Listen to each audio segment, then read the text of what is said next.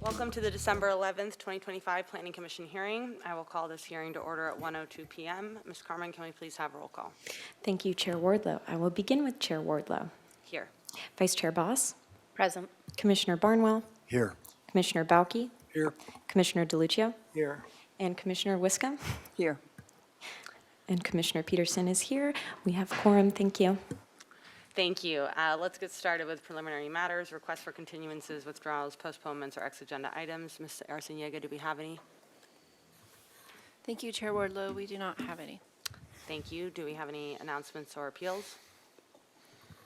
Thank you, Chair Wardlow. We do have, I think this was previously announced, but I just want to reiterate, the 633 East Cabrillo Boulevard Hilton Hotel was appealed to the Coastal Commission. They did waive the 45-day limit, so the Coastal Commission appeal item will happen within the year, so not within December as we had initially planned. Okay. Thank you, Ms. Arciniega. We're now on to item C, review, consideration, and action on the following draft Planning Commission minutes and resolutions for November 20th, 2025 Commission minutes. The Planning Commission resolution number 011-25226 Oliver Road. Planning Commission resolution number 012-25 for 1250 Cliff Drive. Are there any Planning Commissioner comments on the minutes or resolutions? Okay. Are there any public speakers for any of the minutes or resolutions? I do not have any speaker slips at this time. Great. If no comments, may I please get a motion to approve both the resolutions and the minutes? I'll move approval. I'll second it. Ms. Carmen, can we please have roll call? Thank you, Chair Wardlow. I'll begin with Commissioner Bauke, Yes. Commissioner DeLuccio, Yes. Commissioner Peterson, Yes. Commissioner Barnwell, Yes. Commissioner Wiscombe, Yes. Vice Chair Boss, Yes. and Chair Wardlow. Yes. Motion passes. Thank you. Thank you, and that takes us to item D, comments from members of the public pertaining to items that are not on today's agenda.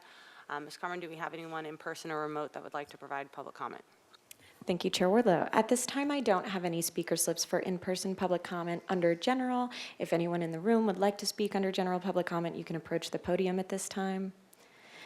And I would just like to remind the audience that if you would like to speak under the specific item on the agenda today, you can fill out a speaker slip at the back of the room and bring it up to me, and I will call your name when it is time.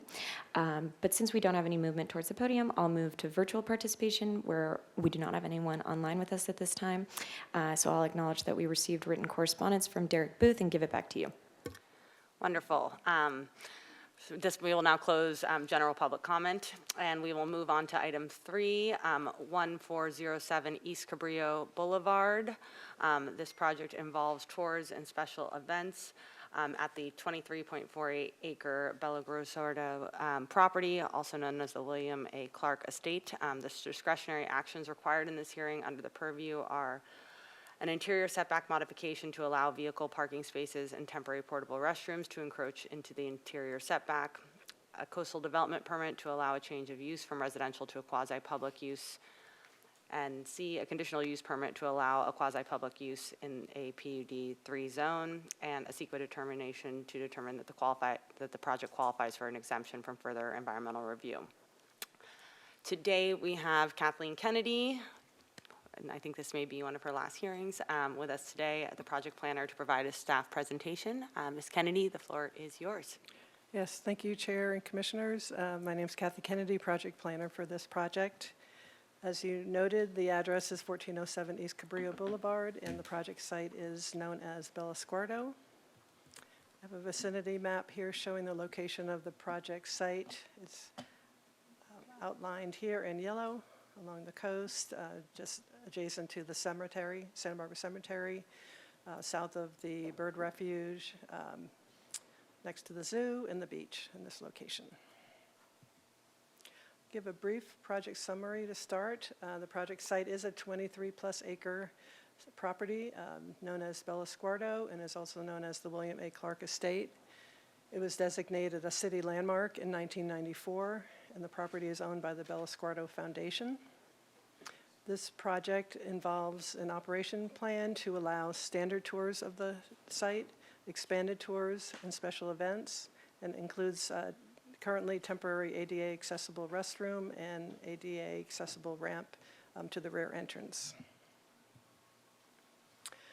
As the chair noted, there are discretionary actions before you today. The interior setback modification to allow parking spaces and temporary portable restrooms to encroach into the interior setback. And I'll just show you here on the aerial photo. We're talking about this vicinity for the setback modification. A coastal development permit to allow the change of use in the appealable jurisdiction of the city's coastal zone. A conditional use permit to allow the quasi-public use in the PUD, Plan Unit Development 3.0 zone. And then the CEQA determination that it qualifies for an exemption from further environmental review under Section 15301 related to existing facilities. So the project requires a coastal development permit. The CDP approval requires findings that the project is consistent with the policies of the California Coastal Act and the city's local coastal plan, and we'll be talking about those policies later. Here's an aerial photo of the project site, just to point out the main residence here and the garden area, rose garden to the right here. In terms of the conditional use permit, a public or quasi-public facility is allowed in any zone with a conditional use permit, or what we'll call a CUP. A quasi-public facility is a facility that is open to the public and has a public purpose, but is not owned or operated by a governmental entity. Examples would be a community center, a public museum, or an art gallery. The proposed use of this historic residence for tours and special events does qualify the project as a quasi-public facility.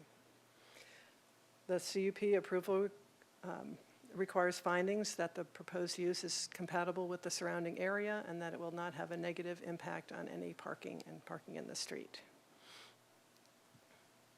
In terms of this particular project, the Bill Esquardo Foundation has opened the property to public tours since December of 2022 and has hosted a number of special events and rented the space to other private entities.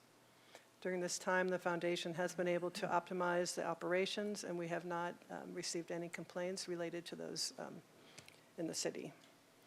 During this time, staff has been working with the applicant to determine any necessary information needed for this unique conditional use permit and to work out many of the details, a lot of back and forth coming up with what is the most important information to present to you.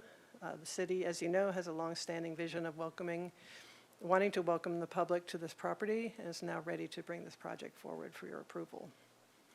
An application to propose permanent ADA facilities, so that would be to replace the temporary restroom and the temporary ramp, will be required to be submitted within 4 years of your approval, if you approve that today, and that's been added as a condition of approval. Going into the property operations and parking here to explain what and how this works. First, in regard to the residence tour, here's the plan showing the main entrance. So this is the decorative court here and the main entrance to the residence. In orange are the locations of the house tour. And then the accessible entrance is in the back here in this area in blue. That's where the ramp is located. In terms of accessibility, there's accessible parking in what we call parking lot 1 in this area, rideshare drop-off area, and accessible path of travel to the ramp area here. And then there is one portable restroom trailer located in this location right now that's ADA accessible. Here's a site plan of the overall site. This shows where the buildings and parking lots are. First of all, visitors would enter in the service gate here. This is closest to the cemetery. If you attended the site visit, this is where you would enter. You entered the other day, and then driving through the site, and then eventually exiting out the main gate, which is closest to the beach. There's no pedestrian access to the property. And like I said, these are show the buildings. So buildings A through R are listed here. A is the main building. B down here is the carriage house that has some antique cars.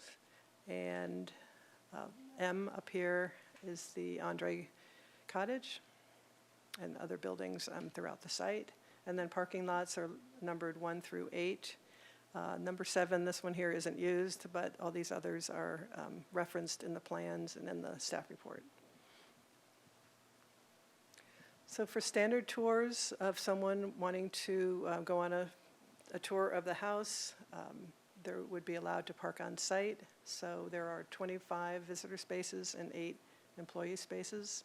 So you would enter at the service gate and follow along here, be directed to where you could park on site. There is also another level of tour we're calling the expanded tours, where a lot more people would be coming per tour.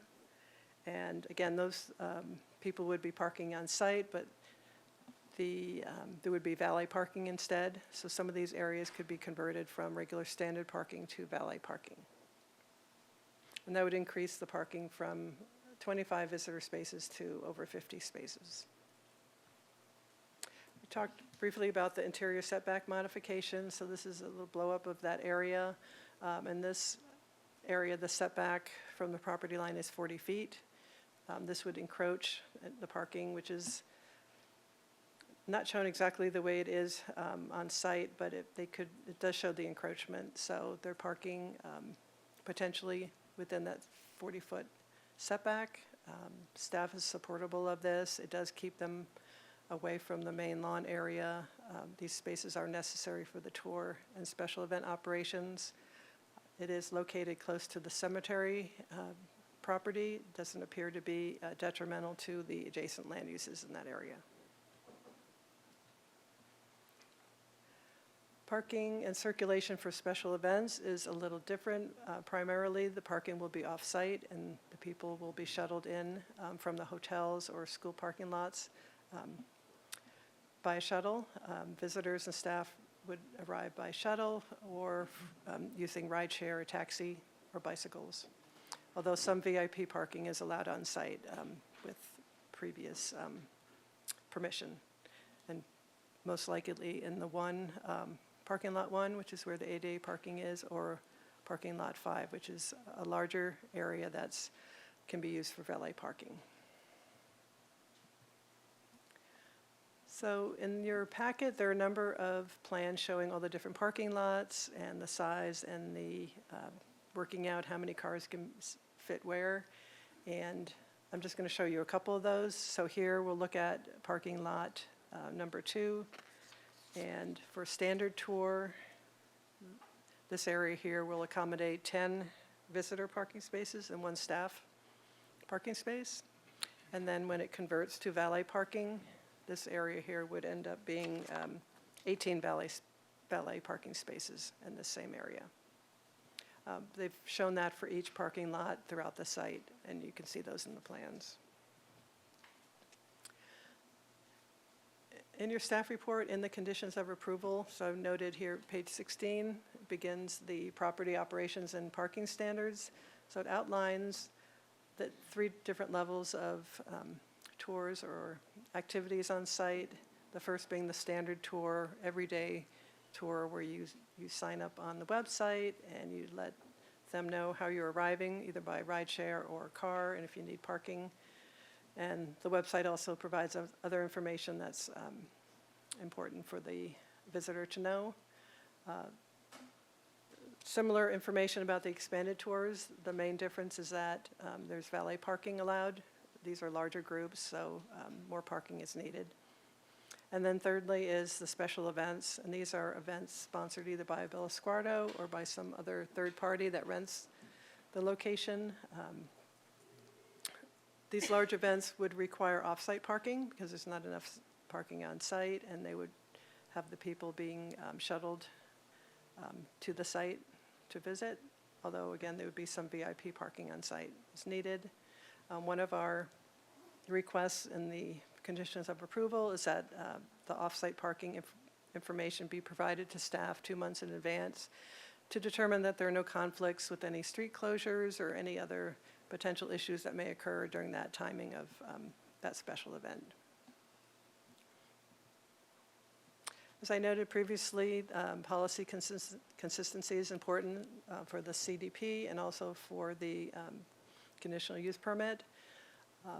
Staff has determined that the project is consistent with policies related to public access and related to parking, also consistent related to visitor serving facilities, and that this is providing use of the private land for public purposes, which is a coastal policy. It also provides opportunities for the public to visit this private historic coastal property that typically would not be accessible to the public. And of course, it is consistent with policies related to the preservation of historic resources. As I said, this is a city landmark, so this would enable people to see the historic resource, provides education to the public, and also potentially to help them maintain and preserve and repair as needed. The project did go to design review, Historic Landmarks Commission back in 2020. At that time, we wanted to make sure they were in support of this temporary situation of having temporary restrooms and a temporary ADA ramp next to the historic structure. At that time, there was a proposal to have some parking spaces in that decorative forecourt area, and the HLC was not in support of that, and that's actually changed since then. They had some concerns about the larger parking area in Lot 5, and they had suggested shuttling and off-site parking, which was part of the project. Since that meeting, like I said, no parking spaces are proposed in that decorative forecourt. And also Lot 5, which at that time was Lot 6, was reduced in size from 42 to 8 spaces. The 8 spaces are the standard. But that area could be used for valet parking for special events and for larger events. In terms of environmental review, the project qualifies for an exemption under 15301 existing facilities section of CEQA. It allows for projects that have negligible or no expansion of use. In this case, there's no physical expansion of the facility, although it will be used by more people. The city's architectural historian determined that no historic structures or sites report was necessary for the proposal because it would not have a negative impact on the landmark building or landscape, and that was looking at the restroom and the ADA ramp are the only changes that would be occurring in the exterior. So there are findings, and they're in your packet, findings for environmental review, for the interior setback modification, for the coastal development permit, and the conditional use permit. And staff has made a recommendation to approve the project. We have a recommended motion, excuse me, here for you to state that approve the project, making the findings for the interior setback modification, the CDP, the CUP, and the secret exemption, all subject to the conditions of approval in Exhibit A of your staff report. And that concludes my presentation. Wanted to let you know we do have staff here, Jessica Grant from Transportation Planning. We also asked Robert Uli or someone from HLC to attend on behalf of HLC. And I don't know if he's here. Yes. And that concludes my presentation. Thank you. Thank you, Ms. Kennedy. We will now hear from the applicant. Would you please come up and state your full name and relationship to the project? You'll have 15 minutes to present.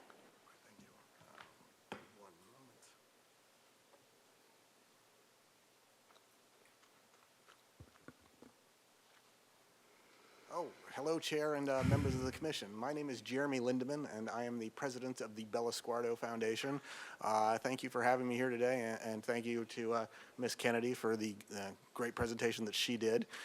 I want to tell you a little bit about the history of the property and how we got to where we are today. So, as mentioned, the property is about 23.5 acres, and it sits in the southeasternmost corner of the city. The property line of Bellasguardo is a cemetery, and that is also the city-county jurisdiction line. A little bit about the foundation itself. We are a 501c3. There's been a little confusion about this in the past. We are not part of the City of Santa Barbara or any other government entity. We have not taken any money from the City of Santa Barbara or any other government entity. We are just a nonprofit foundation, much like Lotus Land, Casa de Herrero, any other examples. So the property was, used for centuries. The Chumash people were obviously using it like there were much of the South Coast. In the late 19th century, it was developed by a man named George Booth, who built a house up there, and it was kind of known as Booth's Point at the time. At the turn of the century, it was purchased by the Graham family, and the Graham family in 1903 hired Francis Wilson, the architect, to build very much a neoclassical Italianate villa, which he did, and they also hired Charles Platt, the landscape architect, who did most of the grounds that are actually still there today. They were very, very interesting people, very sociable, traveled the world, the property was in newspapers across the country. They were friends with the King of England. Their daughter, Geraldine, was a bit eccentric. Despite having the huge Italianate villa, she chose to live in a thatched roof cottage on property. That thatched roof cottage is still there. But in the late teens and early 20s, things changed for the Grahams. Their marriage kind of fell apart. I think they hit upon hard times. They were divorced.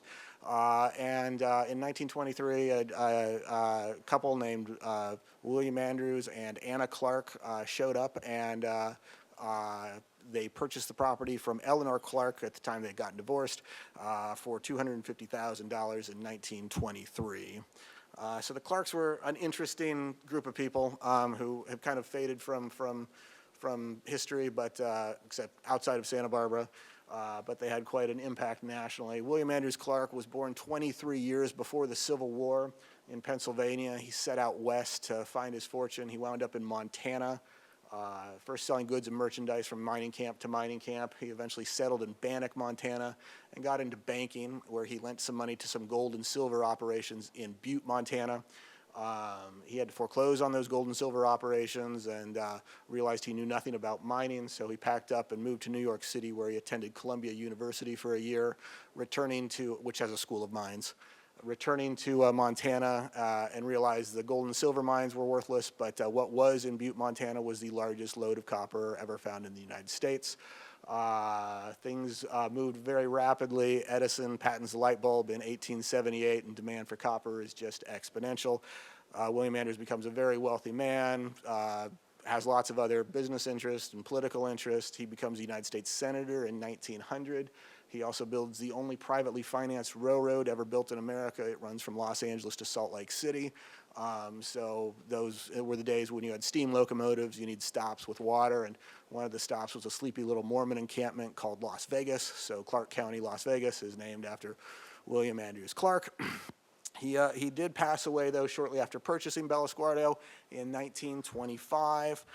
He and Anna had two children together. The first was born in 1902. Her name was Andrea. And the second one was Huguette, who was born in 1906.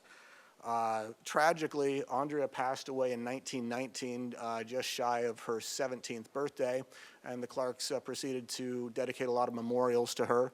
The one that's most notable for us in Santa Barbara is the bird refuge. So in 1928, the city was attempting to clean up the saltwater marsh that was there. There was always a bad smell.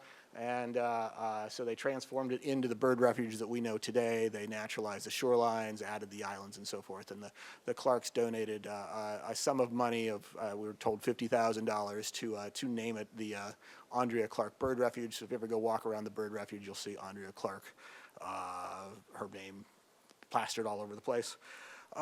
So fast forwarding a few years, in 1933, Anna decides that the original Bellasguardo had been damaged in the 1925 earthquake, and she wanted to build something that was a little more to her taste, and I think they were very concerned about the safety of the building. So they demolished the original house, and they hired Reginald Johnson, Pasadena-based architect, who's done a few dozen homes in the city of Santa Barbara and Santa Barbara County. He's most famous probably for doing the Biltmore Hotel and the downtown post office. So in 33, they began construction, and they finished about 1936. The house itself sits roughly on the same location where the Graham house was. about 25,000 square feet of living space and service area, plus 6,000 or so square foot basement. They had only 6 bedrooms, and they were very much not big entertainers at the time, but we do have some newspaper articles of them hosting garden parties and the Paganini Quartet and stuff like that. So they used the house primarily 1 month out of the year. They didn't come at all during the war years, so 42 to 45. So making it about 13 months worth of actual use by the Clarks, which is kind of shocking. So after 1953, though, they stopped coming to California, and hence Bellasguardo completely. Anna passed away in 1963. The property ownership transferred to the daughter, Huguette. Some correspondence with the city did begin. Around that time, there was a lot of interest in what would happen to the property. There were suggestions such as orphanages, historic museums, stuff like that. You've got a couple of slides up there with correspondence with Sheila Lodge happening in the early 90s. But unfortunately, Mrs. Clark became a bit sick at first, and in her 80s, she moved into a hospital in New York City, where she surprisingly remained for the next 22 years of her life. And nothing was able to be put together at that time. So kind of get a little interesting now. Huguette passes away in May of 2011. Again, 3 weeks shy of her 105th birthday, which is just kind of shocking. Her father was being born 23 years before the Civil War, and the daughter dying in the Obama administration. She was very generous, especially in the last 30 or so years of her life. Famously, there was a book written by a man named Bill Dedman called Empty Mansions that outlined some of her giving. She gave over $20 million to her nurse, lots of personal gifts. But unfortunately, in her 90s, she signed 2 wills, and they were within 6 weeks of one another, and neither of them were properly executed. And if anyone knows anything about the joys of inheritance, it meant for a lot of complications. So the whole probate was put into, very contentious, very acrimonious state of affairs, and it was not actually settled until 2013. And during probate, it was discovered that because of her generosity, which was great, she or her accountants and lawyers and all the people that she relied upon, because again, she was in her 80s and 90s while she was doing this, had failed to pay gift taxes, generational skipping taxes, and had failed to file gift tax returns, which brought in the IRS. Again, this only happened after she passed away, and caused a lot of additional complications. So the result of the settlement was that it was deemed that the California property was the charitable aspect of her estate. So everything essentially in New York had to be sold. You might have read at the time there were Monets and Renoirs and Stradivari violins and all that kind of interesting stuff. But because she had spent such an amount of money preserving California, that was the charitable aspect of the estate. So the revised will called for the establishment of the Bellasguardo Foundation, which was the residual beneficiary of her estate.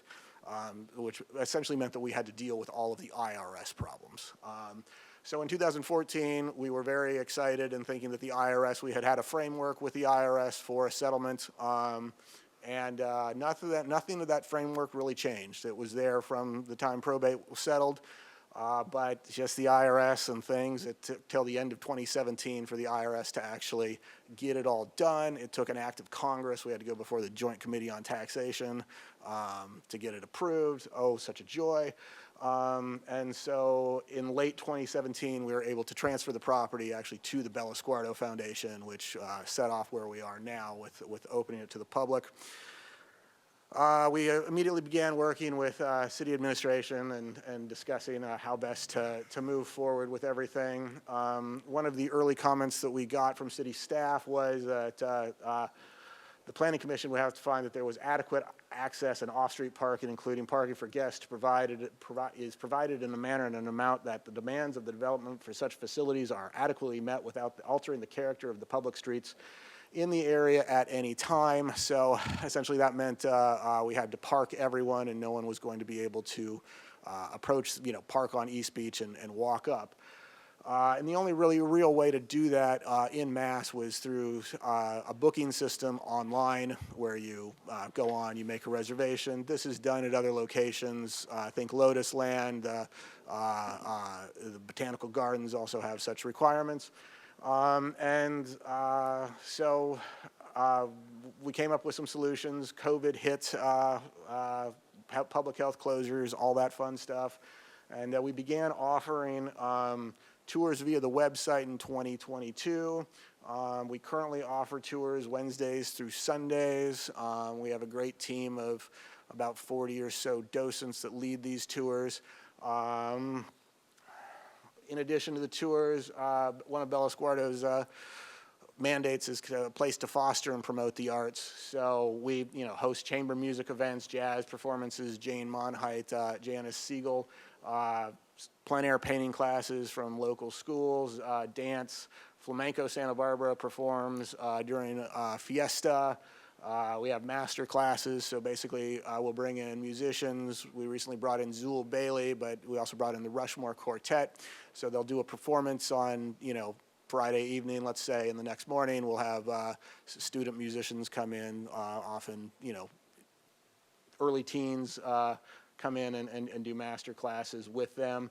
We've had collaborations this whole time with other nonprofits in town. Pacific Pride Foundation did a talk at Bellasguardo. We work closely with the Historical Museum.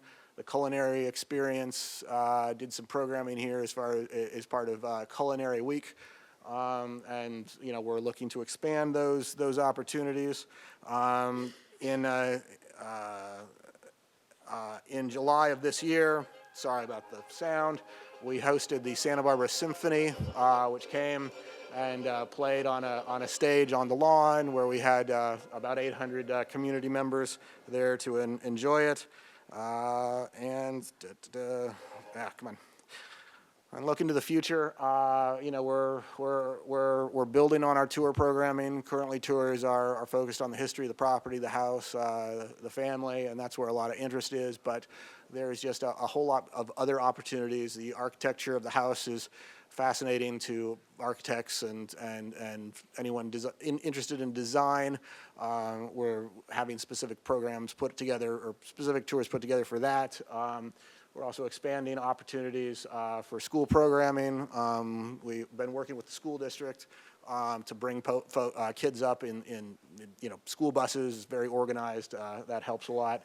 And then eventually we're looking to find a way to do non-docent led tours. So this would be some sort of program where you would arrive at the property, get some sort of a headphone system, and you'd be able to walk around, and you've seen these in museums before. You'll have number 27 or whatnot. You put it into the iPad or whatever you're using, and it tells you the story of that and kind of gives you a little direction of where to go.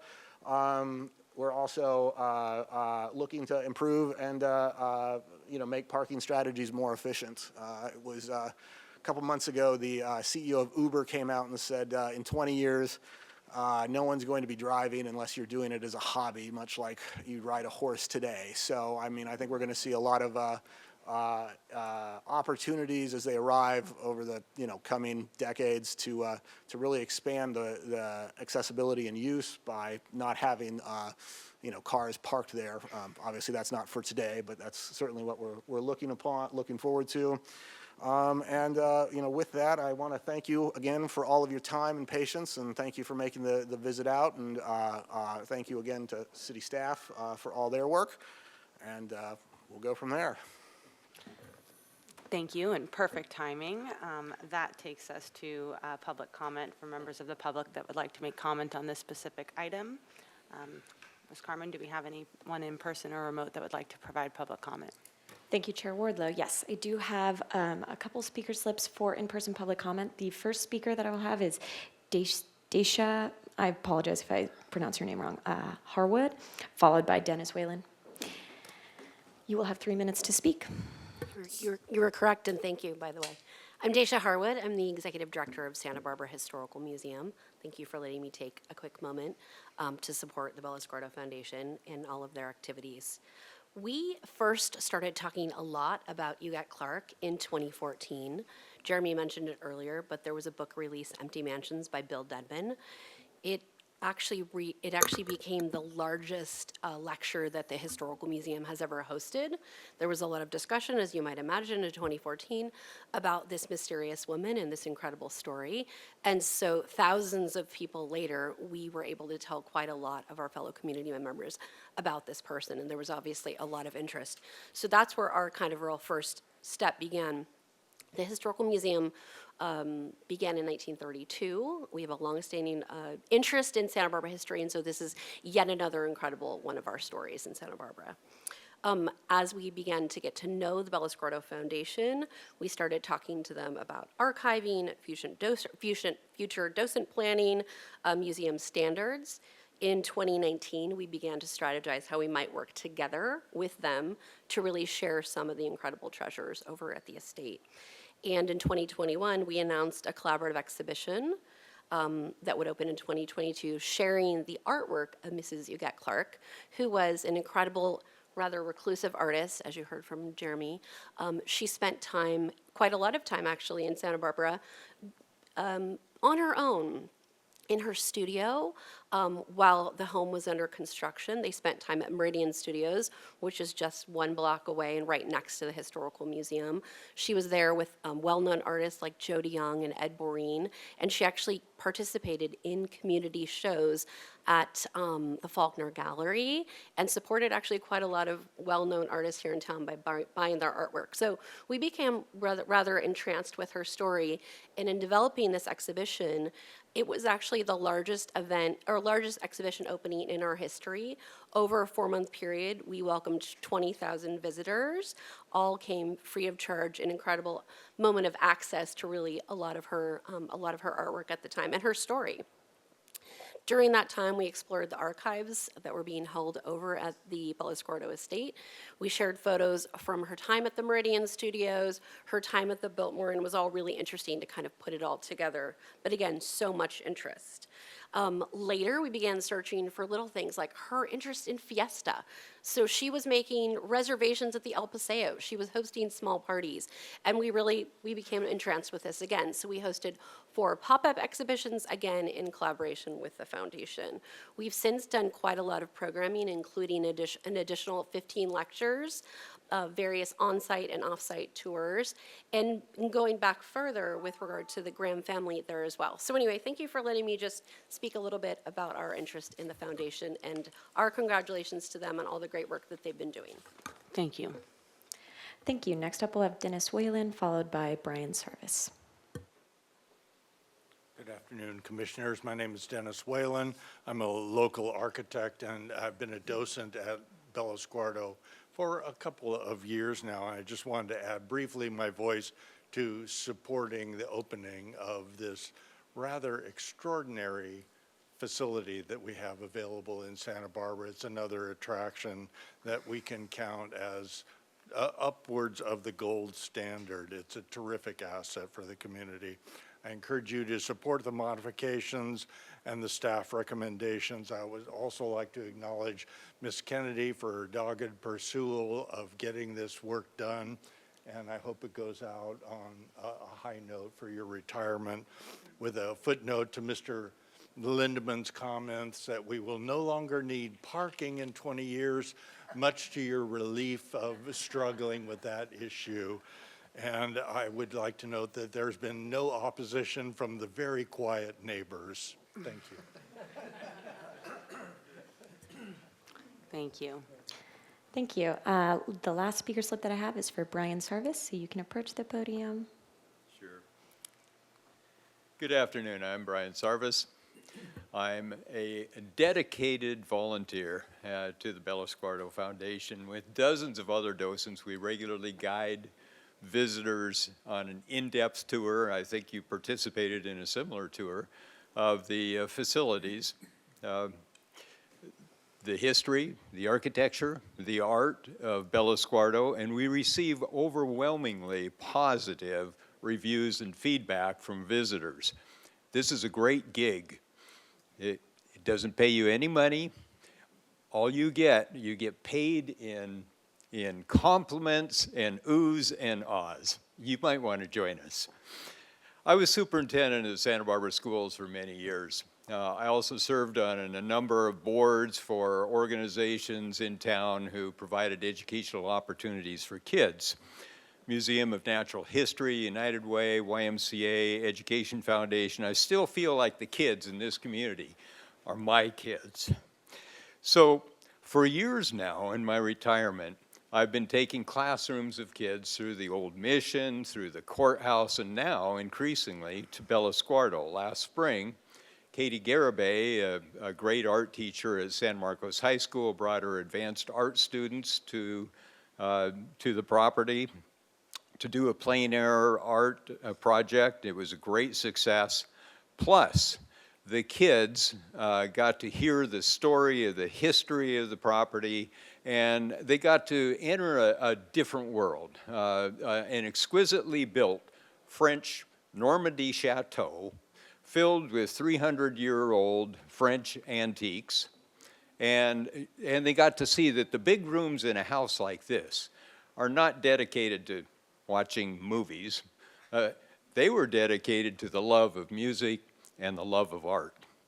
That was quite something. As the foundation expands its partnerships with local schools and with teachers, I look forward to educational opportunities similar to what maybe the Mission, Museum of Art, Museum of Natural History, and the zoo provide for students. You know, where they build programs. They've spent many years working on these programs, and they change them over time. I'm pleased to report that the foundation is working on providing premier opportunities for students in our community, and I applaud the foundation, and I certainly support the request. Thank you. Thank you. With that, I don't have any more speaker slips for in-person public comment. We do not have anyone online with us at this time, so I will acknowledge that we received written correspondence from James Hurley on behalf of Price Postel and Parma, and give it back to you. Thank you.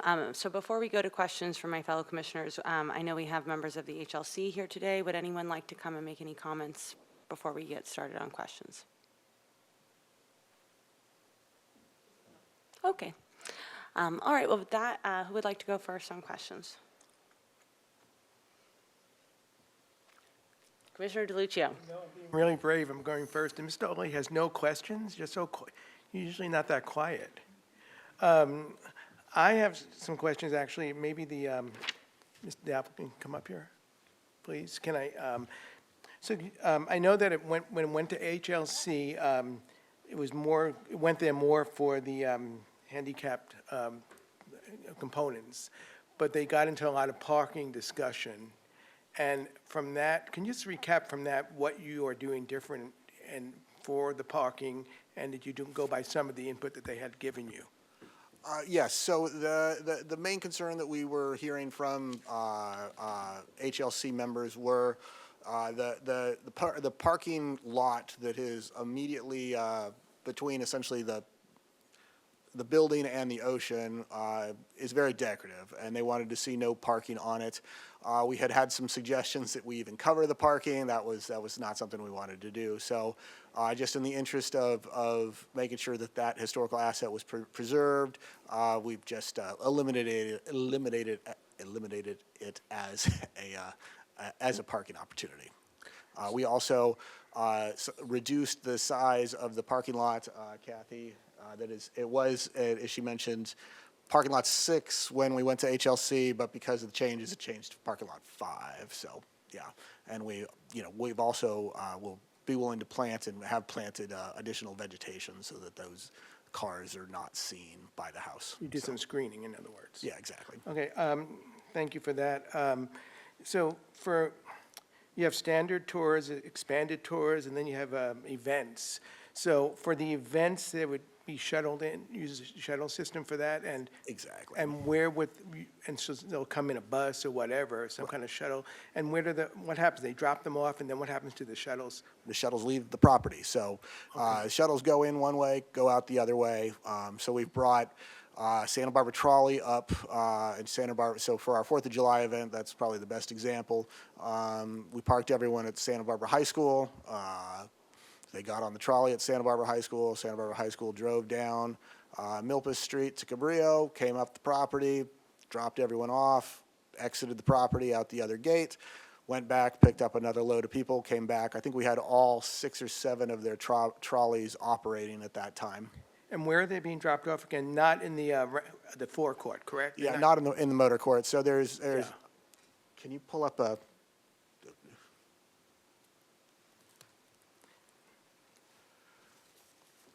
So you see where parking lot 7 is. They come up the same way that the regular tours would come up, and they are dropped off where the parking lot goes into. So people walk on the decorative mosaic. Okay, so I have 1 or 2 more questions. So just moving on. So I actually do get your correspondence, and I'll just disclose, I actually been there for the event for Empty Mansions, but I paid for the event. I bought tickets and I paid for those tickets. I want to make that clear. And so for that, I had first-hand experience of how you dealt with the larger crowds. And then I did the tour with some of my other commissioners on Tuesday. So when I was there the first time, the second floor was open. Are you using that for the part of the tours right now, or just the first floor? So we are using parts of the second floor for tours. We don't have a program that is currently set for, it's much more of a narrative story, and we've noticed that most folks are looking for about an hour and a half. Those types of expanded tours, though, it's more free-flowing. We bring in basically 15 or 20 docents, position them around the house. You're able to walk wherever you want to walk. When you're coming on a standard tour, we find standard tours really do go about 2 hours, and that's the end limit of people's top, interest. And so it's, as of right now, downstairs. But we're looking for further programming. So, tours that are focused more on the art and architecture will probably utilize more of those spaces. So standard tours, because I did on the website, right, currently you're doing 2 tours a day when you do them. Three tours a day. 3, it was like, I saw 12 and I saw 2. If you're not seen, like if you saw a 12 and a sold out. 2, or Got it. you would never have seen a 2. 2 o'clock. Tours are 10 a.m., 12:30, and 3 p.m. And as soon as that tour sells out, you don't see it available So anymore. there are 2-hour tours. So I guess when we look at the conditional use permit later on, actually maybe we need to reword it a little bit, because they're showing the tours are an hour and a half, and I believe they're 2-hour periods. So We say there should be an hour and a half. Depending on questions, depending on all, we would like to keep it as an hour and a half, but again, it's sometimes difficult. I'm just going to suggest some different wording. Maybe instead of calling out times, it's up to 7 a day or something. Sure, that'd be great. Yeah. And then thank you, and I have one clarification for Kathy. Kathleen, did I get your name right? You're not Rosie, right? Not today. I got them confused in the beginning, in the first year. I said, so basically, when we're talking about the number of cars that can be parked, okay? So when we're looking at the standard tours, you have the maximum size of each tour group shall be no more than 88. I'm not sure where the number 88 came from. I know when they did the analysis, they came up with a limit of 60, but then they gave a range of 50 to 75. So I'm not sure where 88 came from.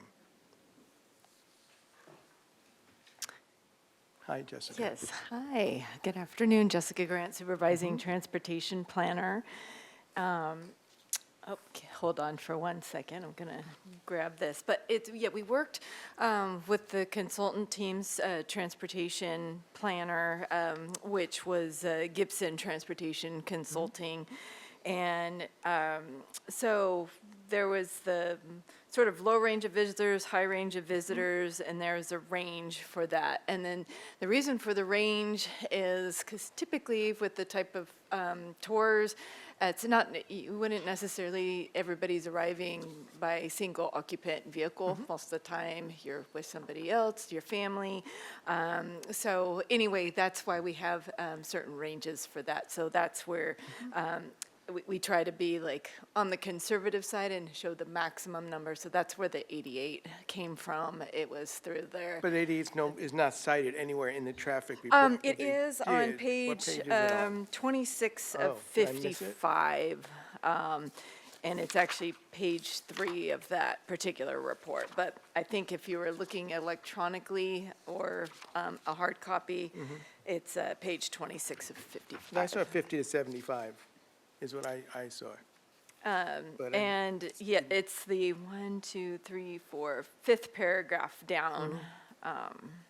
It does cite 88? Yes, and it says for projects, visitor load could reasonably range from 59 to 88 visitors on any given scheduled tour. Okay, so it's, I missed that, I guess. Okay, so we can actually change this later and maybe make a range instead of just an absolute number or something. Yes, 'Cause yeah, it- there's, yeah. actually, there's the, like, so again, on the high range, it says the high range of,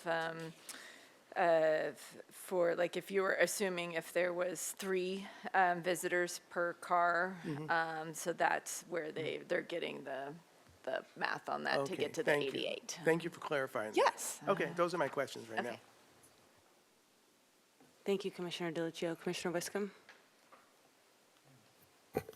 Thank you, Madam Chair. Let me go back to my, sorry.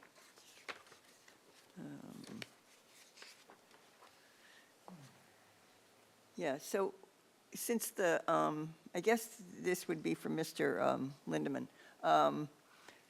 Since the intensity of use is expected to increase with the expanded tours and the special events, I'm particularly interested in the special events. Have you shared this proposal before us today with the director of the cemetery? Not the director, but I interact with, I'm blanking on her name right now, and they're on our email list and everything like that. I'm sorry, I'm blanking on who I've dealt with at the cemetery, but I've met with the director several times, or once, but I've dealt with not the director, and I'm just blanking on what her name is right now. Okay. But they are on our email list. Okay, thank you for that. I think that's the only question I have for you. So, Ms. Kennedy, can we add a notification to the cemetery when they file for a special event with off-site parking and, they get shuttled up? Can we file a notification that there's going to be a large crowd there with? Something the Can city we would ask do, the or applicant to- asking the applicant to to contact give them? when they notify the city and go through the city process to get approval, what is it, 2 months in advance? Can Correct. we also condition it with them notifying the cemetery? Yes, we can do that, I believe. Okay, I think that would be a good idea, and I don't know, maybe for the expanded tours too, but I'm concerned that there's no, you say there haven't been any complaints, but we were involved with the process, so I think, we should have a mechanism where complaints can be made if, it could be that no one knows how to complain at this point. I would not extend it to the expanded tours, just because those are ongoing, they're just larger groups, and we don't hear about each one as they Yeah. occur, but the special events, we are Special going to be events, okay. alerted, so I think that could Okay, work. because I would like to add that. Okay, and then, and are you 2 months in advance on the special events? Yes, that's correct. Okay, good, yeah. Yeah, I think that's important. So, and you did have, oh, I know, okay, Mr. Lindeman, I'm sorry, I'm going to make you go up. I don't mean to do that, but I'm just not organized that way. So you did, when we were out on the site, you did have 800 people out there at one time. Oh, yes. Okay. That made me feel a lot better about the management of this when you said that there were 800 people out there. And the lawn felt empty, I mean, so. Yeah. We. It actually kind of looked empty in your pictures. Oh, It yes. looked like there was room for a lot more. And that shot was the only one going forward. You couldn't see on the other side of the oak trees where there was a Yeah. lot of other seating. But yeah, we worked with the Santa Barbara Symphony. They came out 4th of July. Jane Lynch, the actress, did the narration of it, and I think it was just overwhelmingly positive. So. Good, okay. Okay, I wanted to ask you a question on the parking management plan. The selection of off-site parking facilities subject to availability and will be required along with the provision of shuttle services as part of the special events rental agreement. So, and it stated that, I think that you are working to secure letters of intent with various organizations like Four Seasons, Biltmore, Santa Barbara City College, Music Academy, the Hilton Resort. Those were the ones that were mentioned here in the parking management plan. So have any of these letters of intent been secured at this point? No, because part of the issue is we don't really know when the next ones are happening. So let me just give you a couple of examples. So when we are, let's just say, having a private event, we had a company called Paycom come, and Paycom was, I think they're based in Oklahoma. They came for their annual meeting, which was at the Bacara in Goleta. So obviously everyone flew in, and they loaded up on shuttles at the Bacara and came out for basically a dinner event at Bella Squardo, got back on the shuttles at the end of the evening, and returned to the Bacara.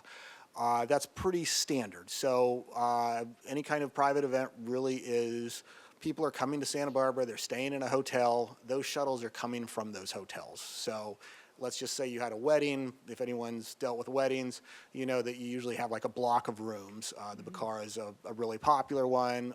Before the Biltmore closed, that was always a great opportunity. Hopefully, knock on wood, the Biltmore will reopen before the end of the century, and we can,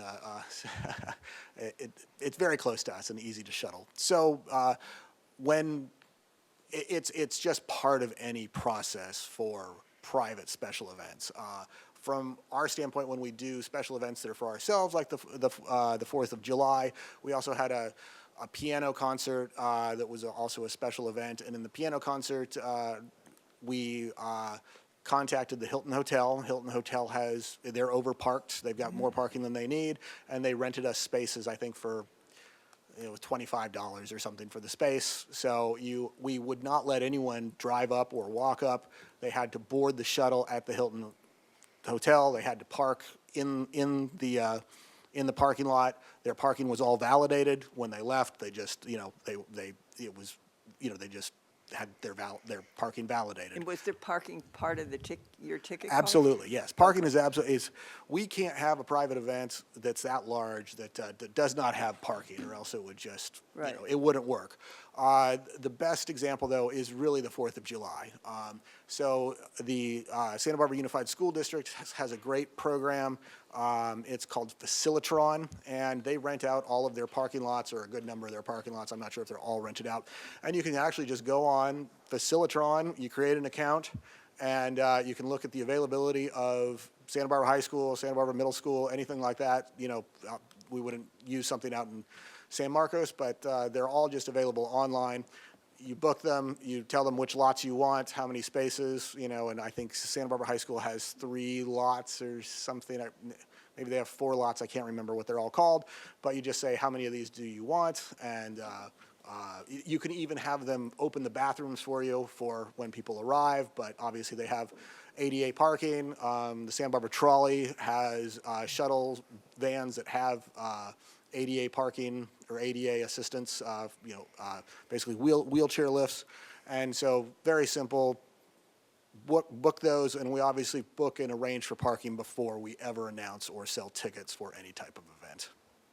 Okay, thank you for that. Okay, I think, so the letters of intent then are secured at, It would be something that when, so let's say we're doing a 4th of July event, it would probably be more of a form letter for next year's 4th of July event. We would go to Facilitron, we would reserve the space. Facilitron pops out a form letter saying, hey, you're reserved for use of the Santa Barbara High School. Santa Barbara High School obviously is going to be closed on the 4th of July, so that's why Right. we would accept that. Okay. Take that to Jessica, and I think that should be enough for a letter of intent, done 2 months in advance. Yeah, okay. So, Okay. yeah. Thank you for that. Okay, and then I think, Chair Wiscombe, I just want to also yeah, follow up. I'm not the chair. Oh, I'm sorry. Committee Member Wiscombe through the chair, sorry about that. I'm kidding you. But as far as for these special events, yes, this is something that we did really struggle with the permitting. And that's why you have the conditions before you as written. I think over time, we'll start to see repeat locations where the parking is. So we're not having to reanalyze every single time at ad nauseum. So there will start to be sort of a list of the approved sites. As Jeremy alluded to, the ADA is very important from the site number 1 to then get to Bello Squarto. So those are the certain things that we're looking at. And then we're also just looking at if there's any other issues going on at the particular day of the special event. Like, for example, is there a known road closure for a triathlon that partially closes Cabrillo Boulevard for a certain time? So those are the other types of things that we'd be looking at in our review for these special events. Okay, thank you for that. I was just thinking of, oh, I know. Okay, so I wasn't thinking of this question before, but on the form where you buy your tickets, I also am on, I've been on a tour, I've paid for a tour, like Commissioner DeLuccio said. So the actual box, we have to check all the things. Are you arriving by automobile? Are you do you have in that, when you have a special event, to sell a ticket, do you need ADA accessibility? Absolutely. So that's in the form, That's in whether the it's form. whether it's a special event or not. So let's say Okay. you're parking at Santa Barbara High School.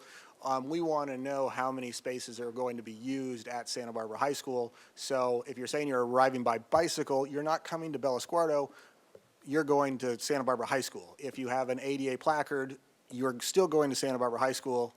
We just want to know if You you've want got to know an how many? Exactly. Okay, so exactly. that is in there already. That is in there Okay, already, That's yes. cool, that's cool. I'm very happy to hear that. Okay, good. And then I just wanted to make a comment and add something in, this is on page 14 of 55. This is in the conditions of approval. Under driveway visibility, exit the property shall be constructed and maintained so that a pedestrian, and I want to add, or cyclist, there are tons of cyclists on Cabrillo. So I think we need to add that within 10 feet of the driveway is visible to the driver. Okay? Good? Okay, good. And that's all I have. Thank you. Thank you, Commissioner Wiscombe. Vice Chair Boss? Thank you, Chair. Just a clarification, I think from the materials, this has been operating as a quasi-public facility since 2022, so about 4 years, correct?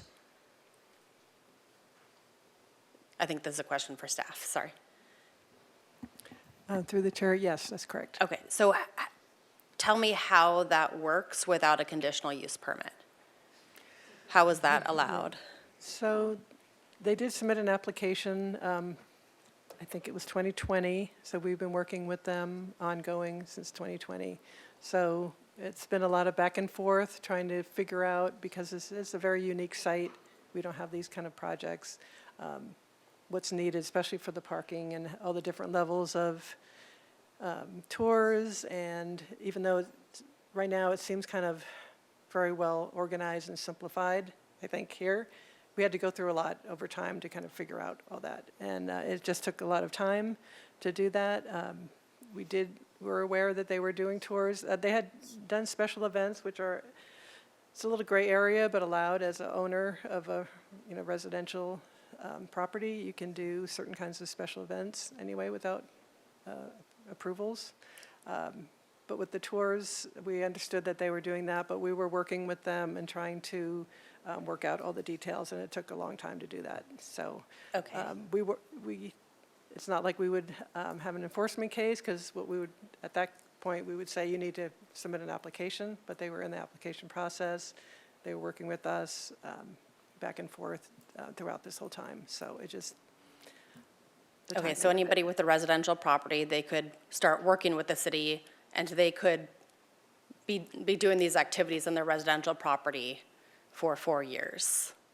Well, we don't or- recommend it. Okay. And I think part of it That's without also- penalty, that's Yeah. my concern or question, I guess. And part of it is, workload and just managing projects and priorities and that kind of thing as well on the other side. Okay, so I think the answer is that we should not have had special events or these activities until we actually had the CUP in place. I would say the tours, yes. Okay, thank you. And then also curious about the visitor serving and recreational facilities and coastal act policies. I'm not sure I understand how lower cost visitor serving and recreational facilities intent is going to be met. So maybe I didn't hear anything about prices or scholarships or anything like that. Sure. Amy Steinfeld. I'm Land Use Counsel for the foundation. Good afternoon, Commissioners and Chair.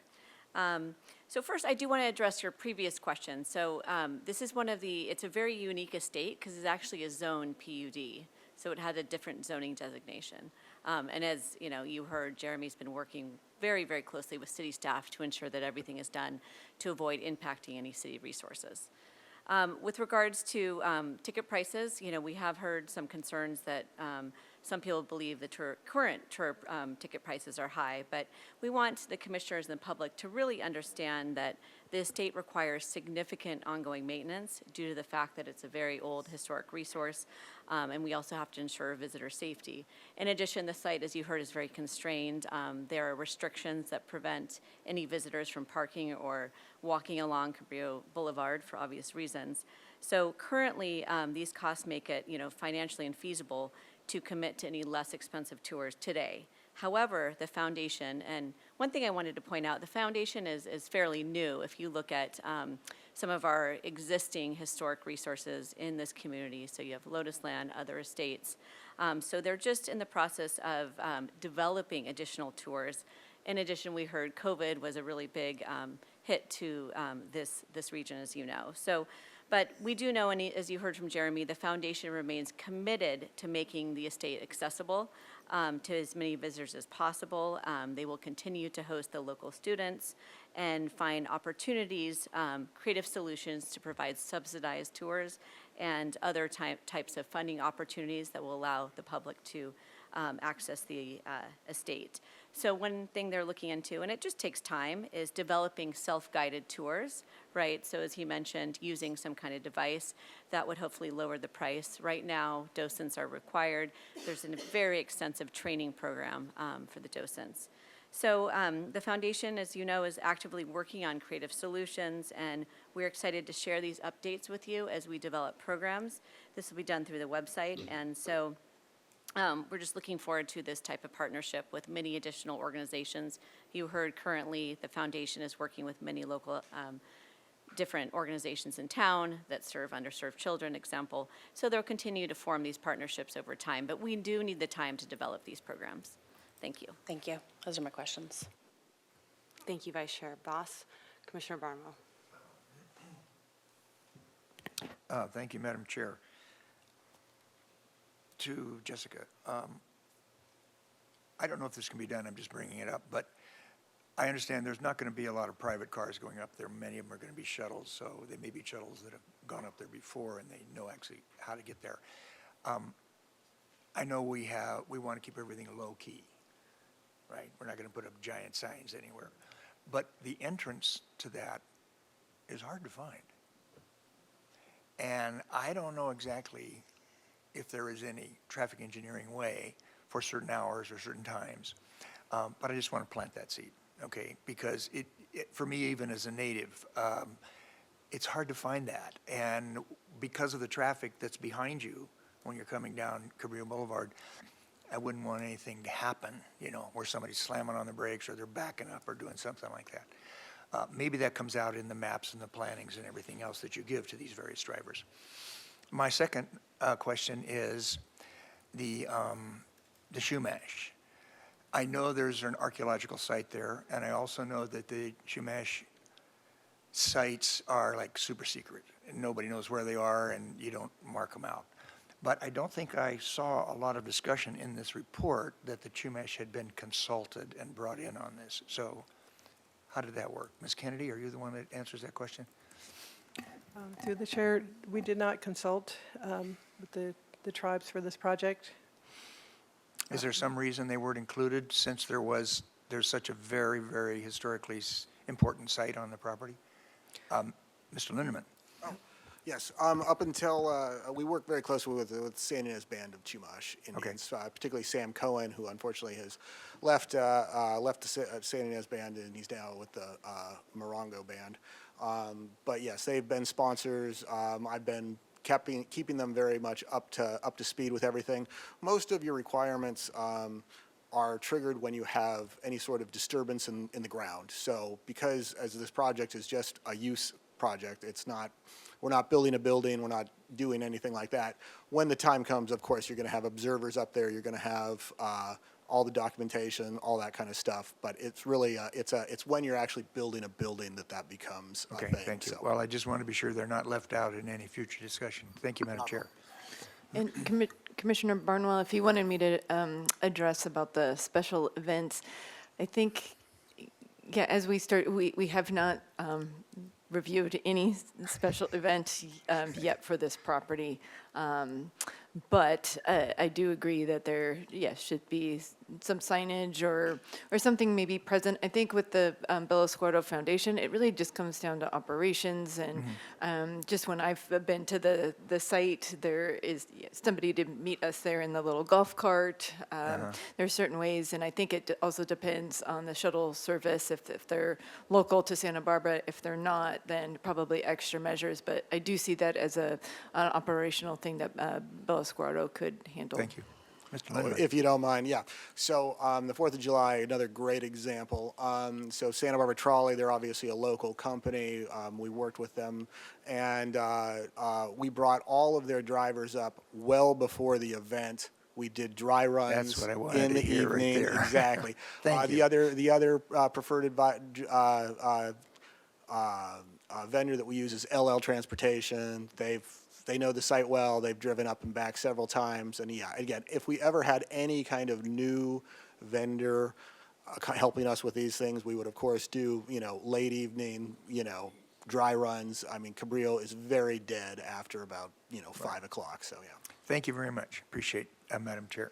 Through the chair, I just wanted to also just confirm that what Mr. Lindeman said about the archaeology. So when we do have a project and they come forward with a building, perhaps for restrooms, it is our standard procedure to have archaeology reviewed, cultural resources, either request a report or, depending on what level, monitoring and such like that. So that's definitely part of the process.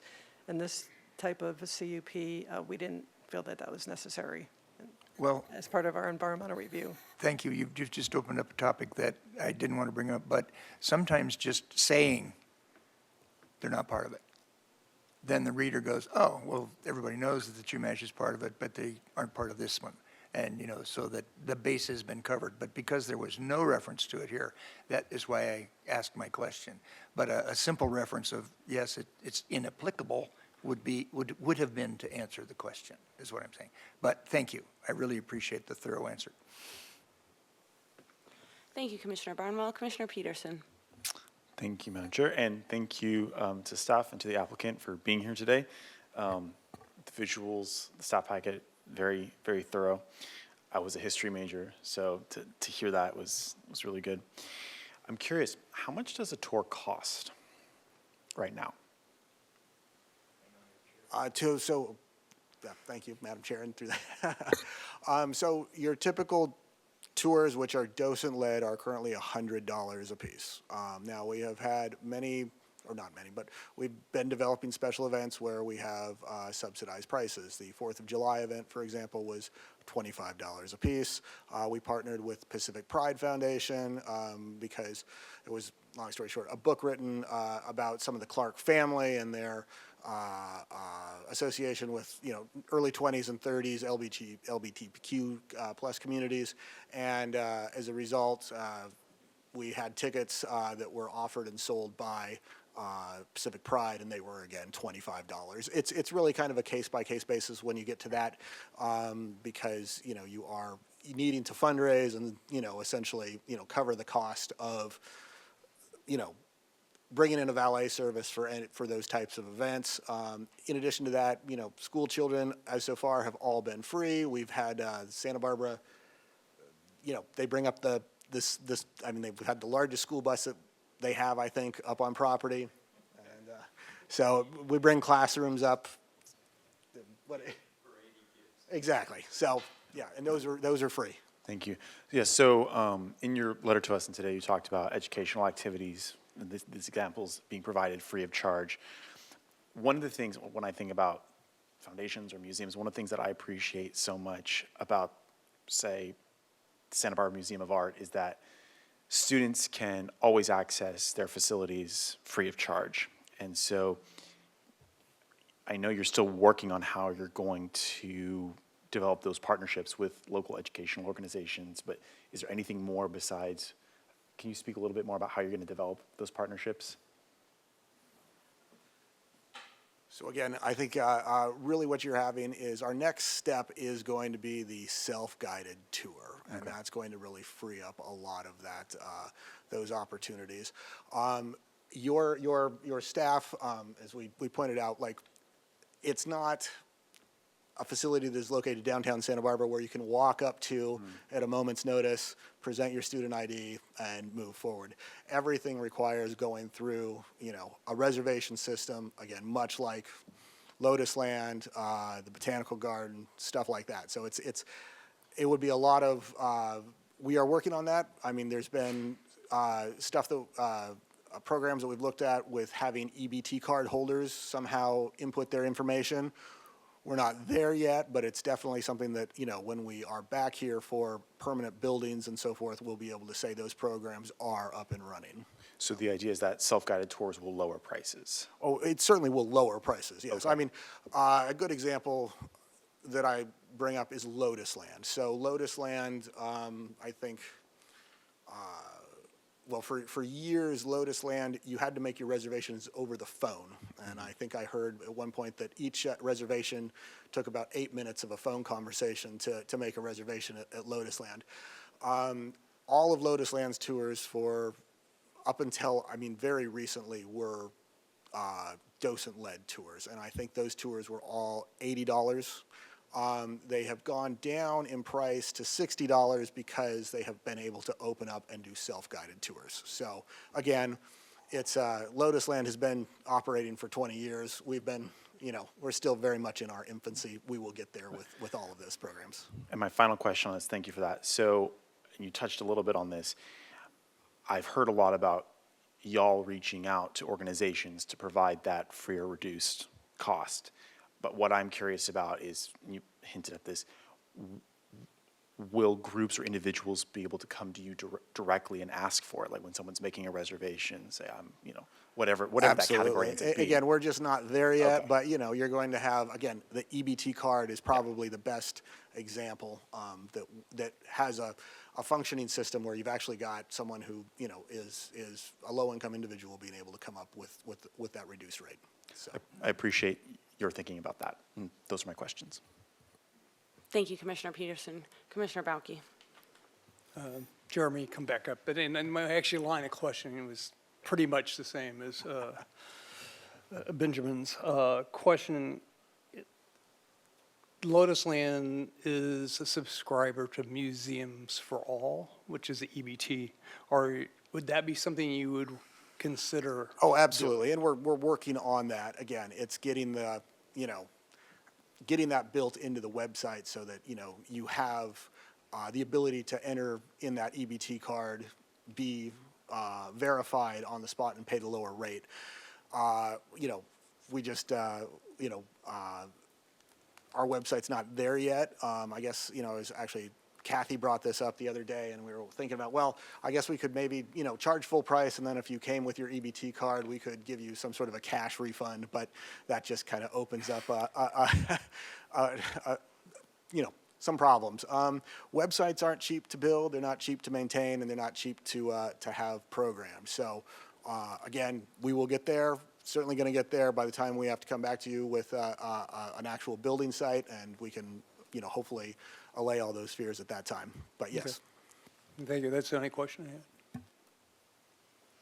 Thank you, Commissioner Bauke. Commissioner DeLuccio? I just have a follow-up question about the parking situation, maybe Jessica. It says extended tour valet parking, it says total vehicles 59. And does that include the employee parking within the 59? So it'd be 59 minus the 8 would be 51? I think he's shaking his head. Yes, that Okay, would, yes, it is included. It would assume for the 59, 50 visitor and 9 employees. And then it's just another follow-up question. If they have, for special events, you know, you have to do off-site parking, but what if it's a small special event under, you know, that's, there's parking on-site, how do you? Well, then deal it would with just be, it would just be an expanded tour. that? Oh, you're going to deal with it as an expanded tour? Exactly. Okay. Thank you. That's a great question. I just want to mention, I was just present at their holiday event, which was an expanded tour that was about 150 people, and you pulled in through the service entrance. It was very smooth because of the flow of the driveway and the roads within, and the valet was there to quickly get all of the cars off site. There was no line, there was no backup on Cabrillo. I was extremely impressed with the way that the foundation handled these type of small events. Well, I went to the book signing, and that was considered an event, I gather, and they had valet parking on site. I just want you to know that, and there were probably 150 people there, too. So that's why I was asking that question. That was a special event, and yet we did park on site, and it did go very smoothly, you know, but I just want to call that out, so. Thank you. I think it's important to know that. Thank you, Commissioner DeLuccio. Commissioner Wiscombe? Thank you, Madam Chair. I just have a follow-up question, Mr. Lindeman.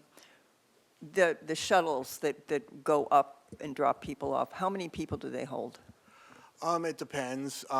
So I think Santa Barbara trolley is 44. But you know, it's 40-something. I'm not quite sure. LL Transportation operates a variety of shuttles. I think the smallest is 20, the largest is 30 or so. Can you get a regular-sized bus up there? Oh, yes. You can, and have you done that? We brought a school bus up there. Okay, oh, that's right, you did, yes. So why is there nothing in this about bus parking? We don't have anything in the plan, do we, about bus parking? Well, the bus Yes, is, there is a plan to show where the bus parking and shuttle parking is. Oh, okay, I missed that, okay. So the large buses can go up there, okay. Yeah. let me just give you another quick example. So, okay, you're coming to the piano concert, the 350, 400 person piano concert. I'm just making this up. The gates open at 1 p.m. The performance is at 2 o'clock. The performance ends at 3 o'clock. You know, so those shuttles, you know, in that interim when you're moving people up at the beginning and you're moving people out at the end, you know, the shuttles are just going back to either their home base or their, just stacked in the parking. Okay, Yeah. okay, I didn't, yeah. I think Ms. Kennedy. They're not going down to the street and parking on the city street. That's what I'm saying. Yeah, well, we know that, so, okay.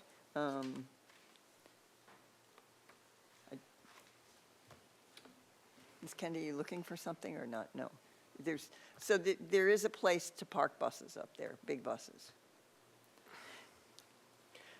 Yes, and we do show how they are able to maneuver on the kind of blow-up parking lot areas. There's a section down parking lot 6, which is by the ocean down there, how they're able to the buses are able to Okay. maneuver, so they've tested all I totally that. missed that in the, okay. So, yeah, the buses need to be able to access the site. We need to show maneuverability. Will some buses be parked at the site during the event? Potentially, but the service of the buses are to be shuttling, so, and we anticipate probably multiple shuttles. A school bus, for example, would be maybe a one-stop shop, but depending upon timing, that school bus might be used for something else in the interim. So it's meant to be flexible. And just know that when they're running a special event, they cannot have their standard tours and standard tours or their expanded tours. They can't double up, in other words, yeah, okay. And does the fire department need to look at this at all, or have they? Yes, they were part of the land development review team for this Great, project. okay, thank you. Thank you, Commissioner Wiscombe. Commissioner Peterson? One other question. Do you have like any kind of expected, do you have a date in mind, a year in mind when you could theoretically be in Museums for All? You know, I think 18 months, 24 months probably. That's just, you know, it's again, it's the expense of building that into the website and all that fun stuff. So that's certainly by the time that we return to you, you know, with our deadline, that should be up and running. Okay, So. thank you. Thank you. All right, I do not have any questions. Thank you to my fellow commissioners for their deliberate questions. I will now go to comments. Would anybody like to start? Commissioner Barnwell. Thank you, Madam Chair. Mr. Lindeman, very good explanation of everything that you're doing. I appreciated the dry wit of Mr. Whalen referencing the parking issues that will no longer be bothering us in about 20 years because nobody's going to be driving. And also the quiet neighbors. I like that. I want to echo in my comments my esteemed Commissioner, Mr. Peterson, and also those of Mr. Sarvis. I don't think you can get this information out into the general public too soon. I think this needs to get out there as quickly as possible. I consider myself somewhat savvy in knowing what's going on in the community, and that is a black hole for me in terms of what's going on there and how do you sign up and what are the groups, et cetera.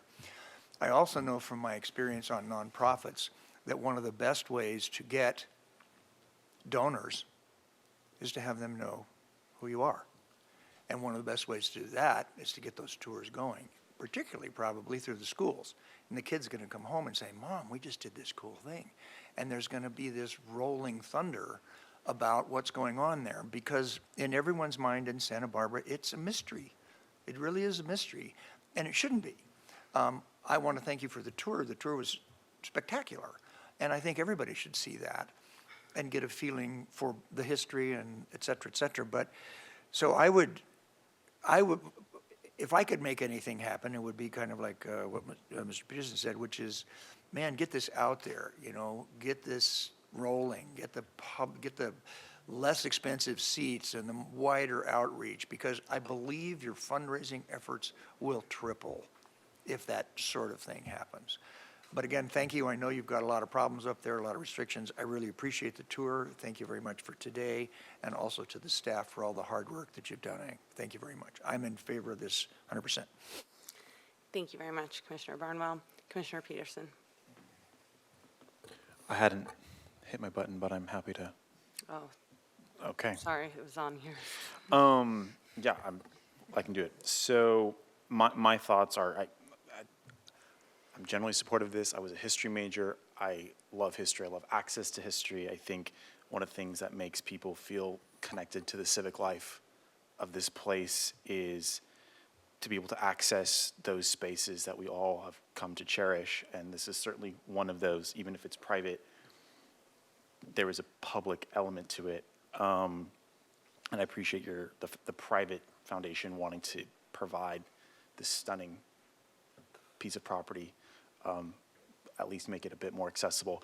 I would be in favor and I don't know how we would support, if my fellow commissioners would support this, but putting some kind of thing in the conditions that say, hey, maybe 2 years or whatever set time, they need to be part of Museums for All. I just think that that's, in light of the public aspect of this and the permit we may be providing, I think that's important.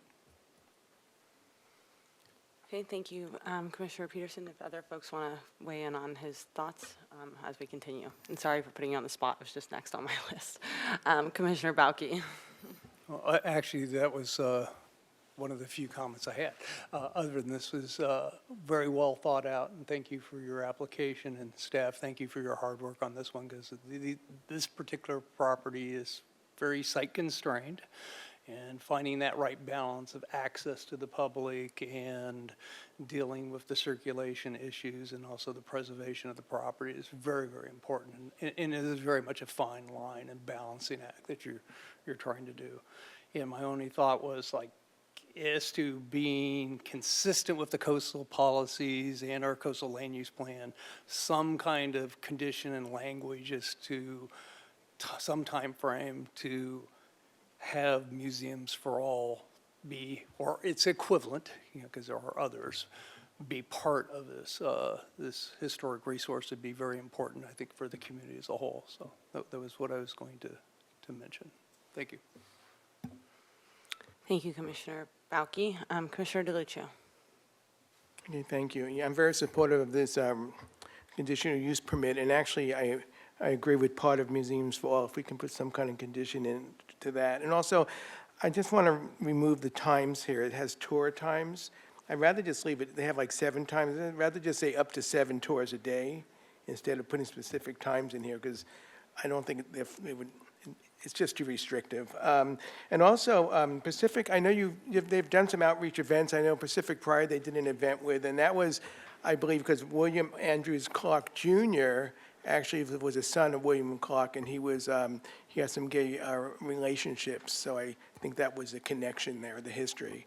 And the other thing is, I'm not clear, I'm assuming that on occasion, when a shuttle bus goes up there, or bus, sometimes they are parked on site. Is that true? They can be parked on site for expanded events and special events? I wasn't clear about that, and it's really not written into the conditions in any way.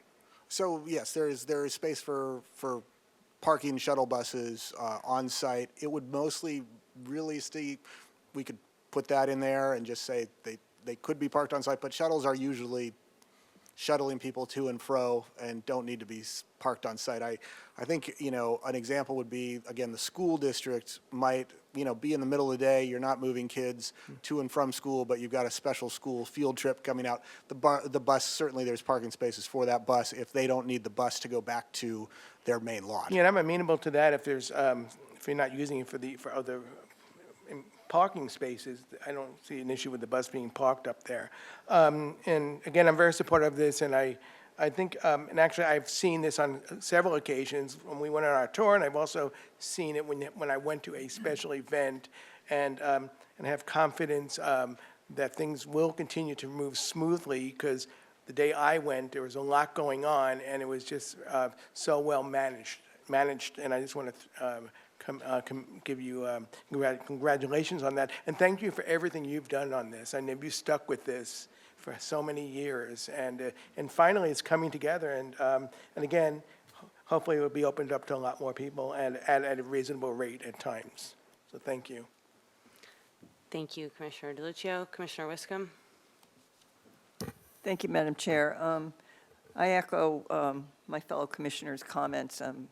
Thank you for the site visit, and thank you, Ms. Kennedy, for what might be your last thorough staff report. But I think we're making great progress. I can certainly support the Museums for All or an equivalent. I think that's important to put or an equivalent in there. And I would like under special events, and I think this would be on page 8 somewhere under special events, a requirement to notify the cemetery. Do they notify you, the city, 60 days in advance? Is that what it says? So just the same notification as what the city gets. And the city should have on its record who the person, who gets the notification at the cemetery, okay? And add the cyclist comment, pedestrian or cyclist, on page 14 of the 14 of 55 in the C of A. And I talked to Mr. Lindeman a little bit about this at the site visit, and you can kind of see where this commission goes. But I think I really appreciate former Superintendent Sarvis's comments about the educational opportunities, and I know you'll continue to pursue that. Thank you, thumbs up there. Mr. Lindeman, you said, I think, creative solutions for more subsidized tours, and that's really what we need. It's a quasi-public facility, but it's here for the community, and I think we need to do all we can to give an opportunity to as many community members as possible to actually enjoy the facility. So I like the work towards the no docent led tours. I think that's a good one. I think it's going to take a lot of cameras. You don't want anyone stealing forks, right? Yeah. There is nothing cheap out there Yeah, for any of yeah, us. that's, but it's either cameras or bodies, one or the other, but there's a lot of smaller rooms out there that, they're not small, but there's a lot of rooms, so I think the security is really important. I love the partnership with the Santa Barbara Historical Museum, and I hope that continues, and with other organizations. The only thing I'll say about Lotus Land is it's outside, and this is inside. So it's a little bit different in terms of how you control people and make it work. But I think we are tasked up here today with issuing a coastal development permit. And lower cost visitor serving uses are absolutely part of as Commissioner or Vice Chair Boss said, are absolutely part of that in our local plan and also in the Coastal Act. So I think that's aiming towards that goal is really important, and also continuing the events that you have.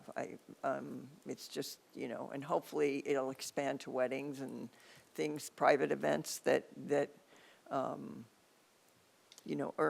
you nice sums of money. And I think Commissioner Barnwell was absolutely right. You start bringing in more people, and I'm not going to say you're going to triple your contributions, because, yeah, I know, you said triple.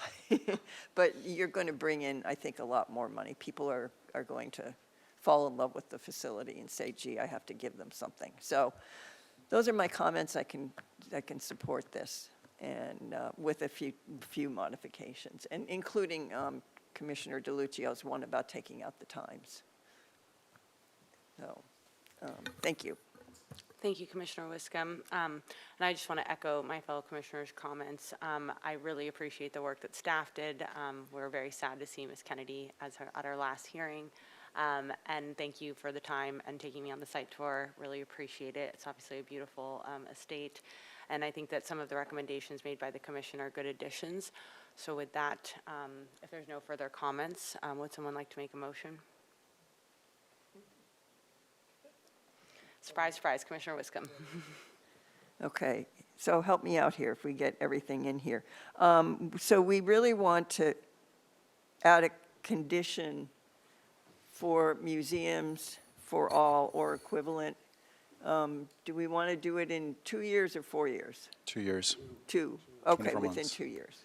So within 24 months of the date of this conditional use permit. If you could add a condition, I don't know where it's going to go. You'll figure it out, I guess. We want to add a condition about notification to the cemetery for special events 60 days in advance.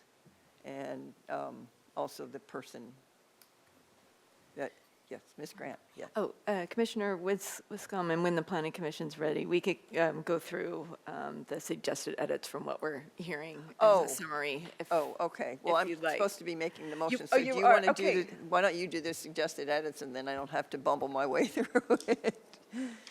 So, let's see. To go in order and, Are you in the C of A? yes. Okay. So the, Commissioner Wiscom, also looking for your opinion, but we do have a return date for the applicant tied to the accessible ramps. That's 4 years, right? For you, yes. And so did you want on that particular one or a supplemental one to add about the museums for all or like? I'm hearing from my fellow commissioners 2 years on that. 2 years. Yeah, yeah, so I think in that, staff check in 2 years to make sure that's been accomplished, or maybe Mr. Lindeman can notify the staff, city staff, that that has been done. To Okay. Ms. Kennedy, through the chair, I would recommend the museum for all or equivalent within 2 years be placed into the general conditions section, G. We'll have to renumber, but it could go in as a new number 2, and then all subsequent numbers would therefore after be renumbered. Okay. So property operations and parking standards, is that where you're putting that? Or compliance Commissioner with? Wiscom, through the chair, no, it would be a new number 2. Number 2, property operations and parking standards would then become number 3. Oh, okay, I get it. So it's got its own section after compliance with requirements. That's correct. Okay, that's good, okay. And then Yes. I'm sorry, go ahead. So that's great. And then we have for condition of approval D1A, it's the driver visibility to add cyclist. Oh, right, yes. Next to pedestrian. And there is a comment about, under the property operations and parking standards, which is currently, I know we just renumbered, but G12, to remove the tour times. So that is a removal of 3AI number 1. Right, except we could just say tours to be scheduled. I think number 2 captures maybe the time period. Yeah, but if you just change number 1 to the number of tours, they've got 1, 2, 3, how many tours do you? It's 7, so the A maximum of 7 tours a so day? it does capture that. So I think that the language under number 1 could be struck. Okay, well, where does it say how many tours a day then? At 3AI, Oh, God, it's giving me. Right above that. maximum of 7 standard tours may be scheduled each day. Oh, good, okay. 7 days It's a week. already in there. Yes, no. Okay, so strike number 1 and then renumber all the rest, okay. And then under, let's see, page 8 of the conditions, or in the bottom right-hand corner, page 18 of 55, under special events, the C, special events, number 3, where we have all special events shall be required to provide off-site parking with a shuttle service provided to and from the project site. We could add another sentence that the shuttles may temporarily park on site. Okay,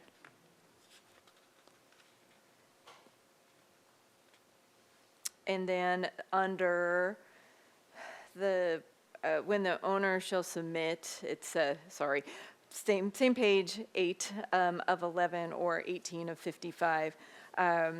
The C, special events, number 4, there was a request to notify the cemetery. So I Right. think with the shall request approval from the city planner a minimum of 2 months in advance of the special event and must provide the following information.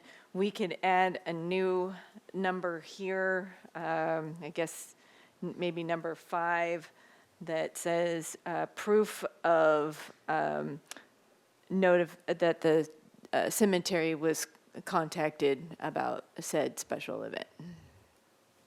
Right, okay. And that proof would the be name a of the- name of letter the or an person. email, just showing between Bella Squardo Foundation and the cemetery Right. provided for us on record. Okay, yeah, that's good. And that's pretty much it, isn't it? I think I that's. believe I'll second your so. motion. That's, Yes. I have. Yeah, that's well, I have everything. to actually make the recommended motion too, which Oh. I haven't done yet, because we got all the special conditions. So are you through? I think you covered everything. Yes, we believe so. Okay. So I move that we approve the project, make the findings for the interior setback modification, coastal development permit, conditional use permit with some changes, revisions, and CEQA determination, subject to the conditions of approval in Exhibit A of the staff report. How did I do? And I'll second your motion. Thank you. Can we please have roll call? Well, excuse me, can we discuss the motion, Madam Chair? Yes. I missed this, I guess, but did you say that the ADA will not be finished for 4 years? What does that mean? There I is mean, a temporary ramp that was required to be installed. The infamous silver ramp made of aluminum, that one? Right. But during the reviews and for building and safety, it was a request for a permanent ramp. And so we have assigned a time for when that said ramp should come in back into our permit process. Okay, but we do have ADA access. We're talking about a permanent ADA access. Correct. Okay, is the word And permanent a used in permanent that for restroom your reference? as well. Yeah, it's so it does say, so it's also, as Ms. Kennedy just alluded to, it proposes a permanent restrooms and permanent accessible ramps. Okay, thank you very much. Thank you, ma'am. Thank you. Can we please have roll call? Thank you, Chair Wardlow. I'll begin with Commissioner Wiscombe, Yes. Commissioner Barnwell, Yes. Commissioner Peterson, Yes. Commissioner Balke, Yes. Commissioner DeLucio, Yes. Vice Chair Boss, No. and Chair Wardlow. Yes. Vice Chair Boss, would you like to provide a reason?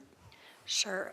First of all, I understand and appreciate that the foundation has been working with the city. I do have a concern about this setting a precedent for others to operate outside of a CUP.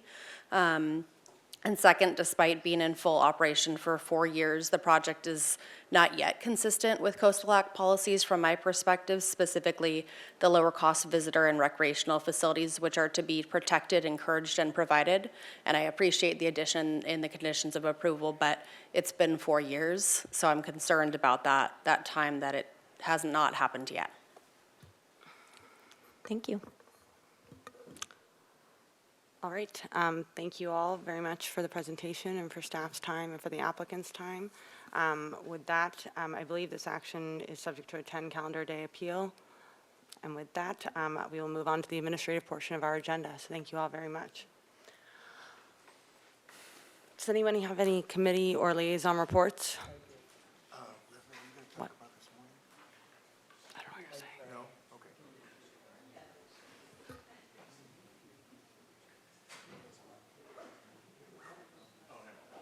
I have a staff hearing officer report today. Please go ahead. There was a meeting yesterday. I did watch it. I fell asleep and woke up, but I did get through it. 110 to 150 South Cumbray Road. Tess Harris is the hearing officer. She approved the front setback modification for a previously approved drive-through car wash. That's on Cumbray where the gas station, the mini market is, and there's a car wash there now that's going to open. So it may have come before this commission at one point, but they needed a modification because the car wash is going to have some new equipment, which needed that modification in order to fit in.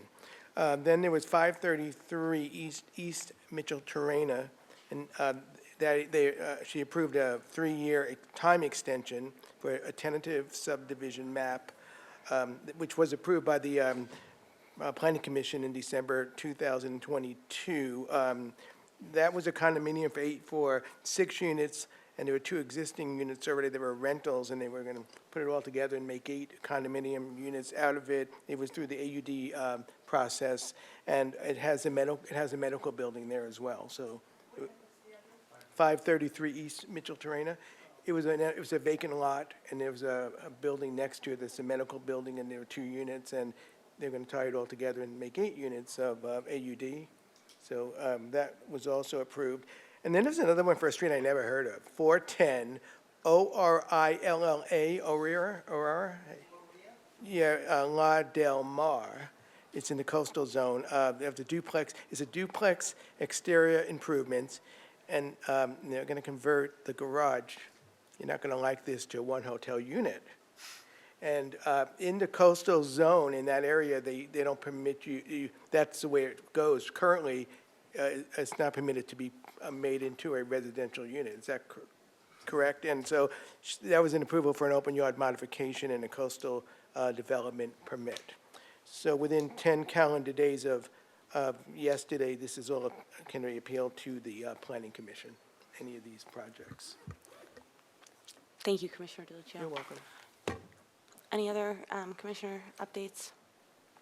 All right, with that, it is now 2:52. That concludes our December 11th, 2025 Planning Commission hearing. Our next hearing is tentatively scheduled for December 18th. Thank you all very much and have a beautiful day.